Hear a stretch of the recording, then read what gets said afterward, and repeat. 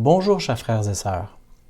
Dans l'Évangile selon Matthieu, au chapitre 13, versets 4 à 8, nous avons la parabole du semeur. Un semeur sortit pour semer. Comme il semait, une partie de la semence tomba le long du chemin. Les oiseaux vinrent et la mangèrent. Une autre partie tomba dans les endroits pierreux, où elle n'avait pas beaucoup de terre. Elle leva aussitôt, parce qu'elle ne trouva pas un sol profond. Mais quand le soleil parut, elle fut brûlée et sécha, faute de racines. Une autre partie tomba parmi les épines. Les épines montèrent et l'étouffèrent. Une autre partie tomba dans la bonne terre. Elle donna du fruit, un grain 100, un autre 60 et un autre 30. En bref, nous avons 4 exemples typiques de gens qui entendent la parole de Dieu. Premièrement, ceux qui ne veulent pas entendre la parole. Ce sont ceux qui ont peut-être aucun intérêt à entendre parler de l'Évangile, peu importe la raison. Ça ne veut pas dire que c'est des gens méchants ou même opposés à Jésus-Christ. Parce qu'une personne morale, ce n'est pas exclusif aux disciples de Jésus-Christ. Mais c'est tout simplement des gens qui, en ce moment, voient juste pas l'intérêt d'avoir l'Évangile dans leur vie.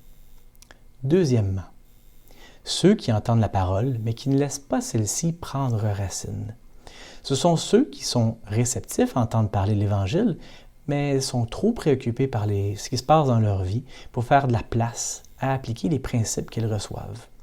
Ce sont peut-être ceux qui ont les Écritures, mais qui ne lisent pas souvent. Ce sont peut-être ceux qui apprennent comment prier, mais qui ne prient pas quand ils sont seuls. Ce sont peut-être ceux qui viennent à l'Église le dimanche, mais qui retournent rapidement chez eux et qui ne consacrent pas le jour du sabbat. Ce sont ceux qui font le strict minimum. Ce sont ceux qui sont souvent distraits dans leurs appels ou dans leurs responsabilités. Et quand vient le moment difficile, ce sont ceux qui souvent vont chanceler. Malheureusement, il y en a beaucoup dans cette catégorie. Troisièmement, ceux qui entendent la parole, mais qui étouffent celle-ci par d'autres paroles. Ce sont ceux qui voient l'Évangile avec des idées préconçues ou qui mélangent l'Évangile avec d'autres enseignements, des enseignements qui souvent se sentent plus confortables ou qui y préfèrent. Ce sont peut-être ceux qui sont emportés par différents enseignements de différentes églises et qui mélangent un peu tout.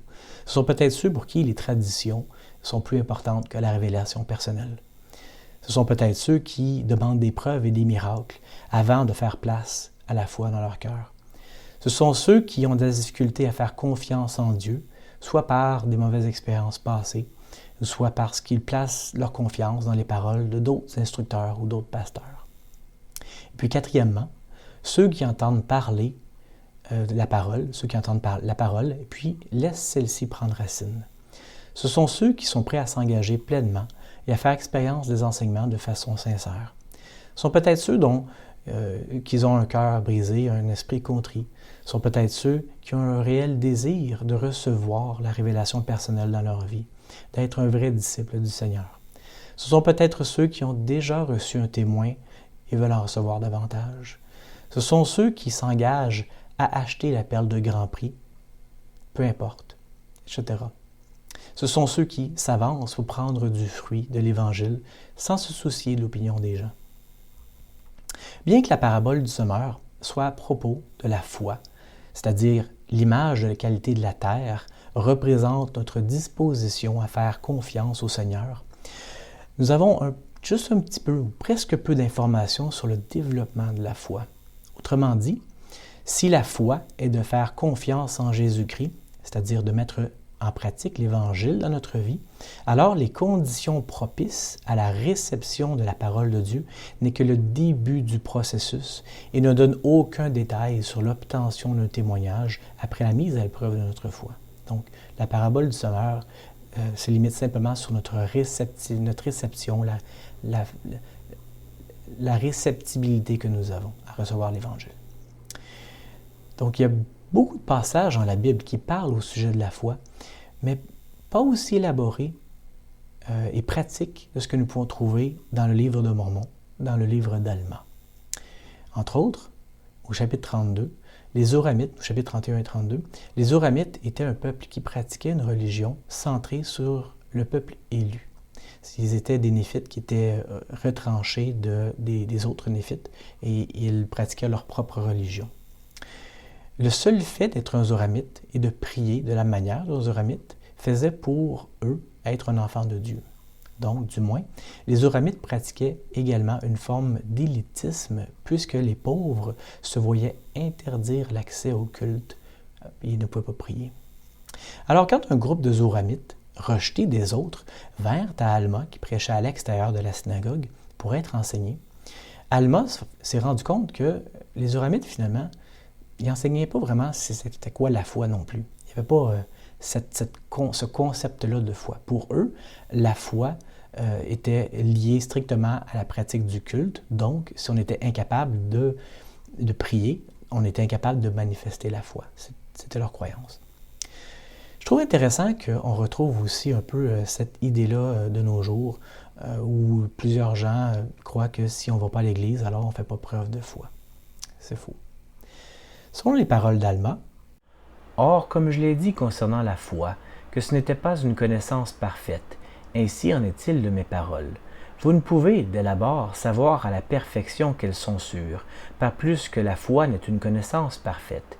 Mais voici, si vous voulez vous éveiller et donner de l'essor à vos facultés jusqu'à faire l'expérience de mes paroles et faire preuve d'un tout petit peu de foi, oui, même si vous ne pouvez faire plus que désirer croire, laissez ce désir agir en vous jusqu'à ce que vous croyiez de manière à pouvoir faire place à une partie de mes paroles. » La foi suit non seulement un principe d'action, mais un principe d'accroissement. Ce n'est pas juste le fait d'aller quelque part ou de faire un certain geste, mais c'est le fait de gagner ou d'avoir un gain dans notre témoignage, un gain spirituel.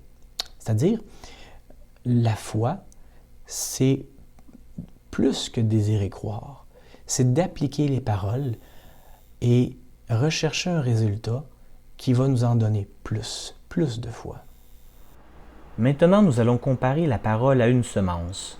Or, si vous faites de la place pour qu'une semence puisse être plantée dans votre cœur, voici, si c'est une vraie semence ou une bonne semence, si vous ne la chassez pas par votre incrédulité en résistant à l'Esprit du Seigneur, voici, elle commencera à gonfler dans votre sein. Et lorsque vous sentirez ces mouvements de gonflement, vous commencerez à dire en vous-même, il faut nécessairement que ce soit une bonne semence, ou que la parole soit bonne, car elle commence à m'épanouir l'âme. Oui, elle commence à m'éclairer l'intelligence. Oui, elle commence à m'être délicieuse. Dans ce verset, Alma emploie la même analogie de la terre et de la semence. Mais encore, la semence n'est pas la foi, mais la parole qui est placée en nous. Si vous avez une plante que vous n'entretenez pas et qu'elle meurt, est-ce que c'est la faute de la plante? Est-ce que c'est elle qui n'était pas bonne? Si vous avez une maison et que vous n'entretenez pas votre maison et que finalement elle perd de la valeur, est-ce que c'est la faute de la maison? Il en va de même aussi pour une formation qu'on peut recevoir. Si on va à l'école et puis qu'on reçoit un diplôme, mais qu'on ne met pas en application les choses qu'on apprend par l'obtention du diplôme, et qu'on devient incompétent dans notre travail, est-ce que c'est la faute de l'éducation qu'on a reçue? La foi n'est pas la semence, ni même la maison, ni même le diplôme qu'on reçoit. La foi est notre volonté de mettre à profit la semence ou le diplôme qu'on a. Et puis après, si la plante pousse, qu'on l'a entretenue, est-ce que c'est la fin? Est-ce que c'est la fin de notre foi? Voici, je vous dis que non.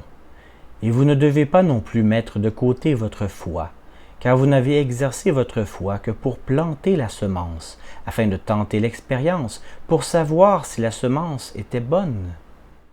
Si la foi mène à une connaissance parfaite d'une chose, par exemple que la semence est une bonne semence, elle ne mène pas à une connaissance parfaite de tout. Si on met en pratique, si on place sa foi dans une semence et que la semence pousse, la connaissance parfaite que l'on a est que la semence est bonne. Ça ne veut pas dire que la semence va porter du fruit. Ça veut dire que la semence, elle pousse. Et voici, lorsque l'arbre commencera à pousser, vous direz, nourrissons-le avec grand soin, afin qu'il prenne racine, afin qu'il pousse et nous donne du fruit.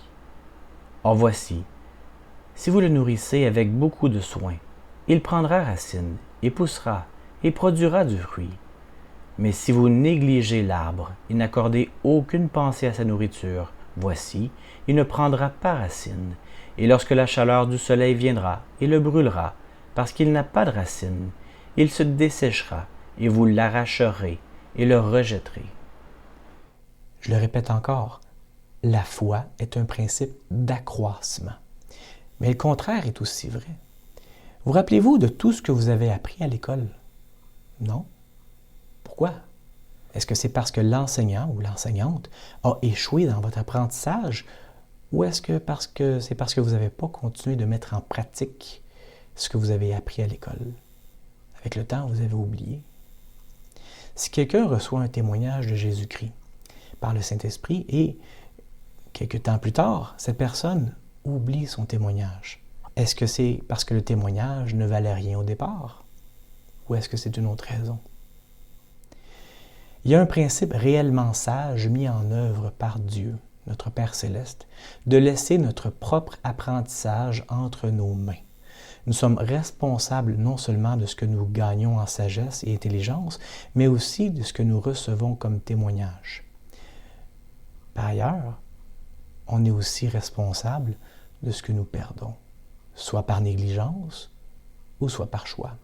C'est pourquoi, si une semence pousse, elle est bonne, mais si elle ne pousse pas, voici, elle n'est pas bonne. C'est pourquoi on la jette. Nous sommes responsables de la manière dont nous recevons la parole de Dieu. Nous sommes responsables de la manière à laquelle nous entretenons la parole de Dieu. Et si la parole de Dieu germe et prend racine en nous, alors nous sommes responsables de maintenir celle-ci de façon constante, jusqu'à ce qu'elle vienne à fruition, qu'elle donne du fruit. Lorsque j'étais jeune, mon père a planté un pommier par enfant, 4. Et on me dit que avant que mon pommier puisse produire du bon fruit, il fallait que j'attende 4 ans. Et comme étant un petit garçon un peu rebelle, j'ai pas attendu. La première année, j'ai pris une pomme et j'y ai goûté. Elle était surette, pas mangeable. Est-ce que ça veut dire que mon arbre n'était pas bon? Avec patience, j'ai attendu les 4 ans qui ont suivi, et puis j'ai regoûté de mon pommier. Et la pomme était finalement sucrée. Frères et sœurs, je vous témoigne que la parole de Dieu est cette semence, et que parce que j'ai fait place en mon cœur pour l'évangile de Jésus-Christ, j'ai vu la semence prendre racine et pousser en moi. Dans ma vie, j'ai vu son influence. Avec patience, plusieurs efforts, j'ai vu l'arbre pousser.